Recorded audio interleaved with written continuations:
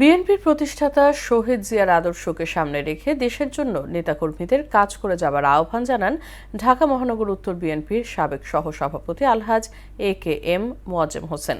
রাজধানীর মিরপুর পল্লবীতে শহীদ জিয়াউর রহমানের শাহাদাত বার্ষিকী উপলক্ষে দোয়া মাহফিল ও খাবার বিতরণ অনুষ্ঠানে প্রধান অতিথির বক্তব্যে তিনি আরও বলেন, শহীদ জিয়ার মতন মহান নেতা আর কখনোই এই জাতি পাবে না।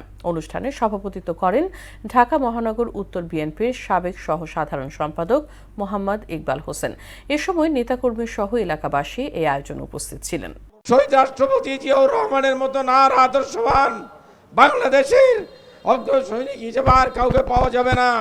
কিন্তু আমরা চাই, আমরা প্রত্যেকটা সৈনিক জিয়াউর রহমানের সৈনিক, ওনার আদর্শকে সামনে রেখে আমরা আজকে এই অনুষ্ঠানে ওনার রুহার মাগফিরাত কামনা করব। সবাই বন্ধুরা আমার।